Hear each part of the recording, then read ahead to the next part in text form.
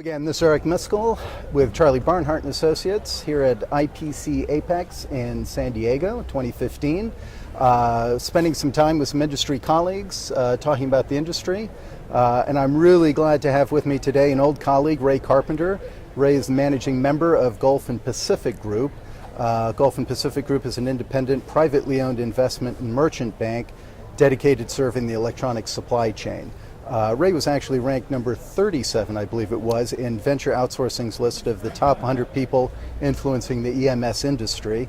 And like I said, Ray's a longtime colleague and really a well-respected industry advisor. So we're glad to have time with you today. Thank you very much. Thanks for coming to San Diego and joining us. Why don't we just start, if you provide people who may be unfamiliar with the services that you provide in the industry? Sure. My firm basically is an advisor to corporate CEOs, boards of directors, business owners regarding matters such as mergers and acquisitions, private capital raising, both debt and equity, and other strategic and tactical alternatives. Okay. So, on the M&A, and that's how we primarily know you, and within EMS, even though you kind of span outside of that. But let's focus on the EMS. We were at the EMS Management Council yesterday. You presented on M&A activity. So, why don't you, how much M&A activity was there last year? I mean, I've heard the answer, but our audience obviously hasn't. Sure. And how do you see that trending? Well, since 2010, excluding 2014, from 2010 to 2013, actually transactions declined globally. From about 45 to 25 in the EMS space. Right. We saw a resurgence though in 2014, a major pickup to about 33 transactions, and we think that's going to continue given the economy and what the strategies are with a lot of our clients that we're talking to and other people in the industry. Yeah.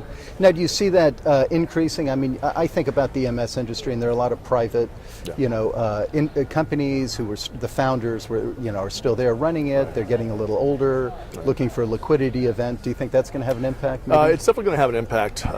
Based on my conversations with my clients and other relationships that I've had throughout the supply chain, whether it be EMS or others. A lot of the people that I speak to are not wanting to, as you know, the electronics industry is a cyclical industry. Yeah. And they're not wanting to go through a whole other cycle. Yeah. So my thought is that over the next year or two, based on my conversations, we're going to see a lot more M&A activity because a lot of gentlemen that have been in this business for many, many, many years are not wanting to go through a whole other cycle again. Okay. So gotcha. we do expect that to pick up. So as you're working with these, and you do buy side and sell side, right. Obviously, are there what are the common challenges that these companies face when they're trying to prepare themselves for selling?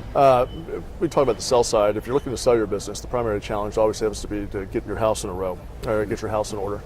And that's based on making sure your documentation's up to par, that your forecasts are right, that your numbers are correct, that they've been audited, and making sure that you show your facility well, and doing all those things that the seller needs to do in order for the buyer to be engaged with a possible sell of the business.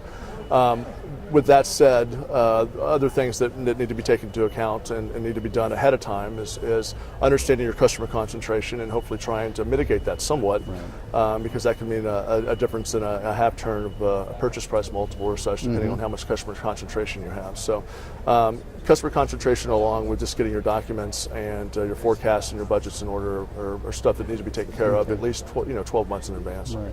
And as far as the operational performance and all, that's nothing that you get involved in. You're dealing more at the financial kind of that level. Timing is obviously important, and so what you'd like to see is that you're seeing a trending upward in financial momentum in order to present a case for growth for the potential buyer. And so timing is important internally, but it's also important externally, given what's going on in the credit markets and what people can pay for your business. Right.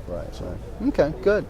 Well, listen, I know we could talk for hours here, but we're not going to do that. Okay. So I just want to say, listen, thanks for spending the time coming by. Enjoyed the show. Thank you very much. As always, appreciate your insights. I appreciate it. Thank you.